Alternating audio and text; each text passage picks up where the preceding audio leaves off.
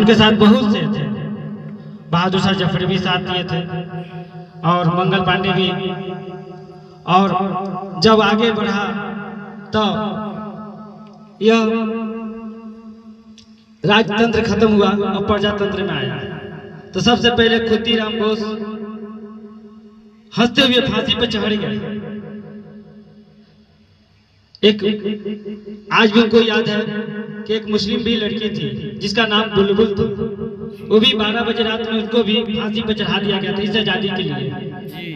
और उसके बाद आगे आस्ते बढ़ते रहा अरविंदो घोष, चित्ररंजन दास और भी भगत सिंह, राजगुरु, सुखदेव, चंद्रशेखर आजाद, सुभाष चंद्र बोस, महात्मा गांधी, लालू शास्त्री, यह सब कोई मिलके एक ही नारा था, आजादी कैसे होगा। और सबका एक ही था, आजादी। हम यही लोग चाहते थे कि आजादी किस तरह के मिले, कैसे, लेकिन रास्ता अलग अलग था। एक नरम दल जिसमें महात्मा गांधी के साथ जवाहरलाल नेहरू और अरविंदो घोष, ये सब थे नरम दल में। गरम दल में आपका चंद्रशेखर आजाद, भगत सिंह, राजगुरु, सुखदेव, ये सब अलग थे। और सबसे बड़ा ऐसी बात है, लास्ट में अंतिम में हंसते हुए फांसी पे चढ़ गए। कहा जाता है कि सबसे पहले प्रजातंत्र में सबसे पहले चढ़ने वाला फांसी खुदीराम बोस, जिसको अमर शहीद खुदीराम बोस कहा गया है। और अंतिम फांसी पर चढ़ने वाला देशभक्त भगत सिंह, चंद्रशेखर आजाद और भगत सिंह, राजगुरु, सुखदेव, और अंतिम में चंद्रशेखर जी भी थे जो देश के लिए शहीद हो गए। उसके कुछ ही दिन के बाद देश आजाद हो चुका था। 1947 में दिन शुक्रवार था। 5 लाख लोग इंडिया गेट पे आए थे।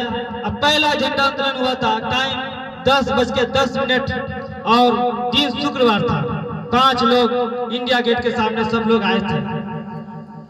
अब पहला आजादी, अगर देखा जाता आजादी जब हुआ था रात में तो सब आदमी सोया हुआ था। सुबह हुआ तो किसी को पता नहीं था, क्योंकि 12 बजे रात में ही आजादी हुआ था।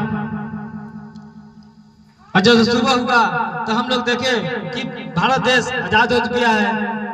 तब पहला लाल किला पे झंडा सब कोई मिलकर फहराया और आज तक चलता रहा।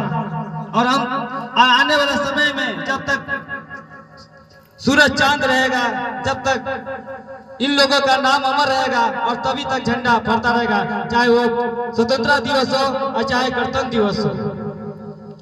हम यही चाहते हैं कि आगे हम लोग उन्हीं को याद करें। लता जी ने एक बात बहुत अच्छी बात बोल रही थी, उस दिन भी मैं न्यूज में दिया था कि जरा याद करो कुर्बानी। यह बहुत बड़ी लाइन है जिसने लिखा हुआ था और लता जी ने गाए थे, जरा याद करो कुर्बानी। आज हम लोग उन्हीं को याद कर रहे हैं।